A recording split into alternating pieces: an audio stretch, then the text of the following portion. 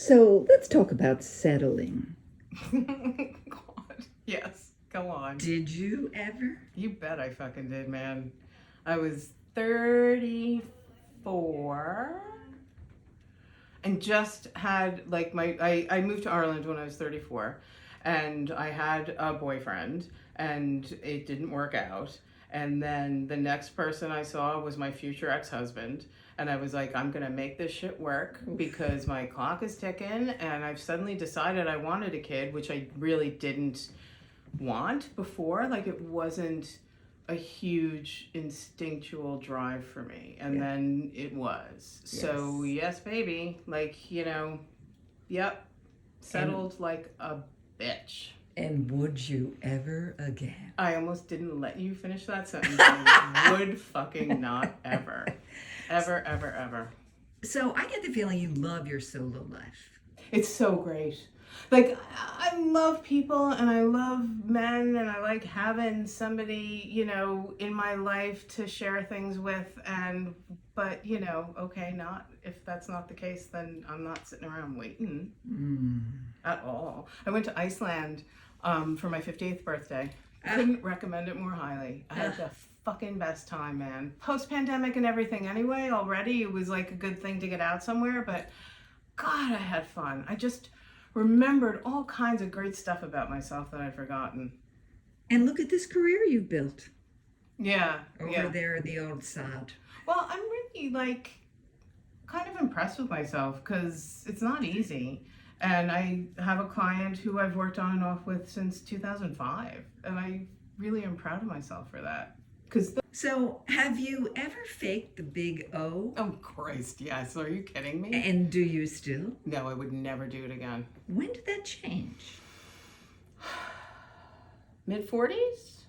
The 40s again. Man, I'm telling you, magic. Magic. Gals, just start planning. Just lay the groundwork. Write yourself some notes and say, okay, this could be better. And just, it's there for you. It's waiting for you on the other side. It's so, so great. It's so great. Yeah, no, I would never do that again. Was it one moment or was it when you realized, I'm not going to do this again? Well, I mean, I guess it was just before I broke my rampant rabbit, but I was like...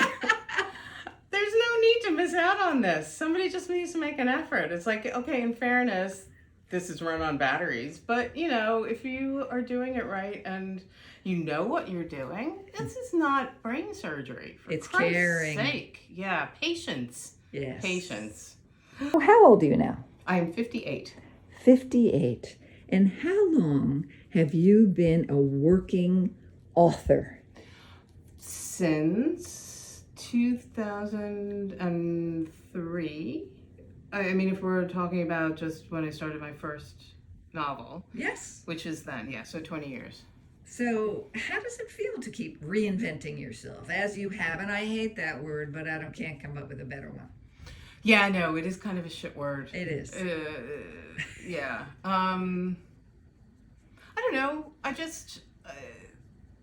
At bottom, it's always about narrative for me, so it doesn't what form it comes in. Like in the beginning, it was films, and I made some films, and I studied film at NYU, and then it was theater, and I was writing plays and directing theater, and I guess I kind of got sick of how many moving parts there needed to be to make something happen, and I really didn't think I'd ever write a book. But then when I started doing it, it just became natural. Like I do like my quiet time, and it's a wonderful way to occupy myself by myself, if you know what I mean. And you are the controller. Yeah. I mean, at that stage in the process, it's just me and the thing, and it's just so, so satisfying. It's really great. I was working on this independent film, and it was a Sunday, and it was raining, and I was a production assistant, and I had to sit on the stairs of a loft building in Tribeca to prevent residents from going to use the lift because they were filming. And I was like, what the fuck am I doing here, man? I could be home writing something. When I was young, I had a list for my lovers. Oh, boy. That got thrown in the trash. How about you? Do you have a list for your next lover? The list is more, the stuff that I used to think was important. Yes. Like, if there's a dude who's just working a job that's just a job, it's not a career, or he's not, like CEO of some fuck. Like, that doesn't mean anything to me anymore. That, I think, was a real old artifact from previous generations of how the only way that you could express your worth in the world was through the man in your life. If the dude is driving a bus, I'm not gonna lie, drive the fucking bus. Just do it. Stick with it. I have experienced way too many partners who had all these lofty ambitions and didn't do anything. Never did the work. If I've got someone who's got just a regular 9 to 5 and they're present for us, then that is the only thing on my list. So how has sex and love changed as you've gotten older?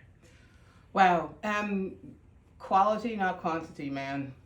Used to chase that shit wherever it was and just take whatever turned up on the doorstep. And now it's like, nah, cannot be arsed.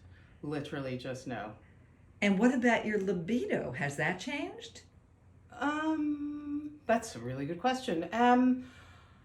No, I don't think so. I think it's the difference between not being able to, or let me start that again.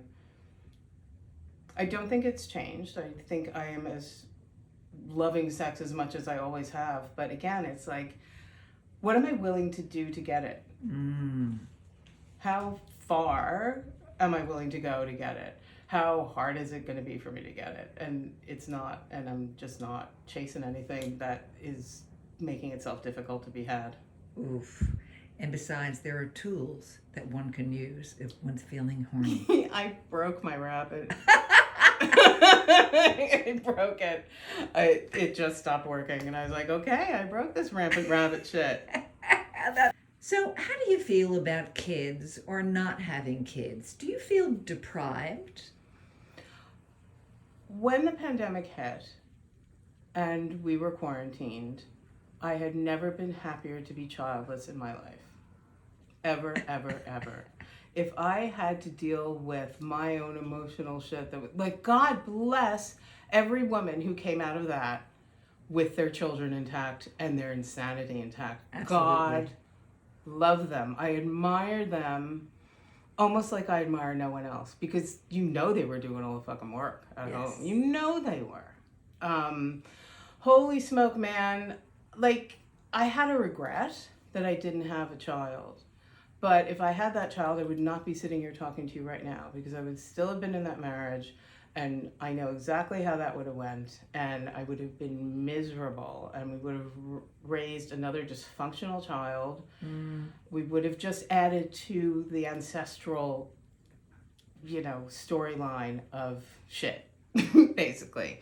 I am so glad not to have done that. I am so glad to be the cool aunt. Like, I am so thrilled, and I cannot wait until the kids are big enough to come visit me in Ireland. And I just, yeah, man, it took, I'm not gonna lie, there was a feeling of loss, but man alive, when I found myself like 4th week stuck in my fucking house, I was like, thank Jesus there is not a child here that is stuck too.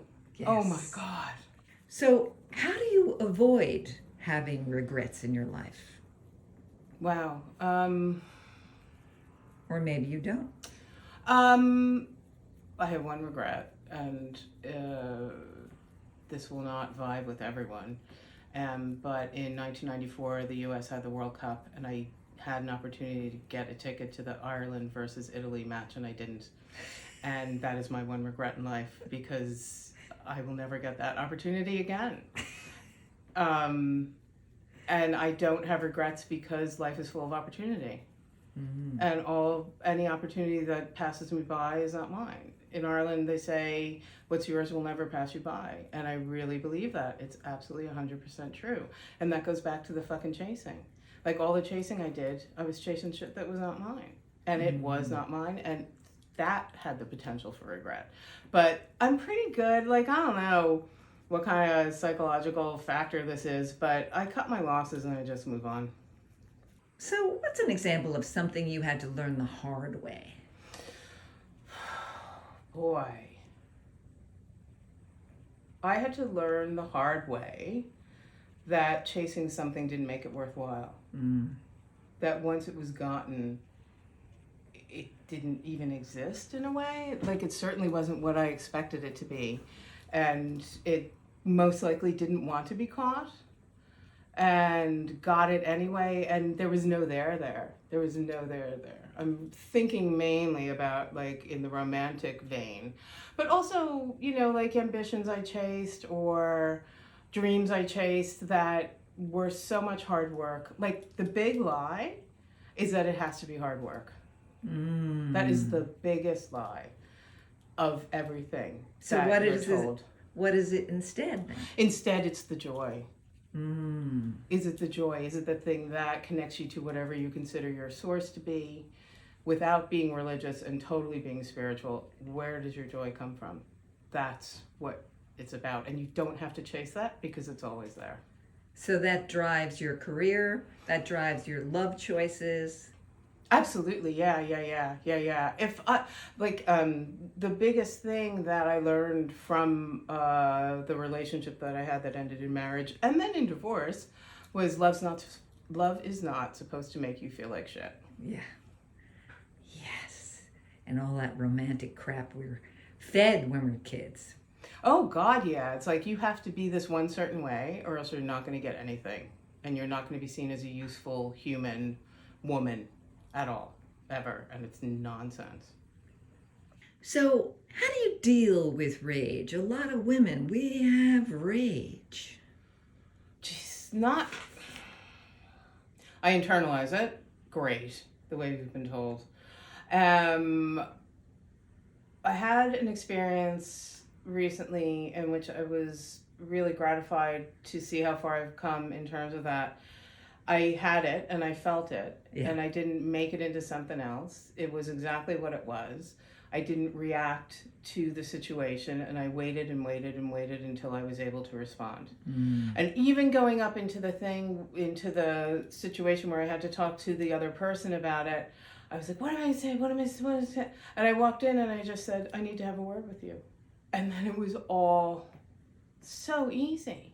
And almost like, I almost fainted from exhaustion because I was containing this expectation of they're going to say this and then I got to say that. And then it was just like, honest to God, it was like 4 sentences. So I was done, and I was free. So do you think this has to do with age and sage, or just have to do with hard work? Both. Yes. But hard fucking work, man. Yes. I've been working my fucking hole off since I was 27, because I was like, I don't know what's wrong, and this is not the way that I want my life to go. So been through conventional therapy, been through all the wellness stuff, been through 12-step. I highly recommend 12-step. It gets a terrible rap, and it seems really cliche, but it is so effective. My best coping mechanisms come from 12-step. And just, man, it's so tiring, but once you are aware, you just, A, you can't go back to sleep again, which is great news, but B, you got to work to stay the fuck awake, and it's hard.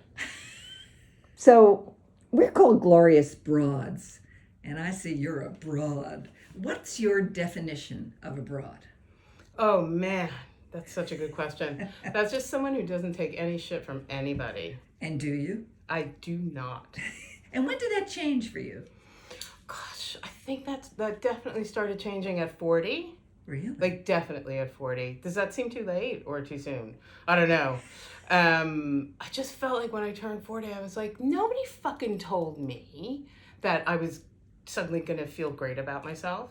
Like overnight, all this shit just went away. Is it okay to swear as much as I swear? Absolutely. Okay, great. And what's interesting is many of the women, including Kathleen Turner, talks about the fuck you 50s. Oh, that multiplied by the time I got 50.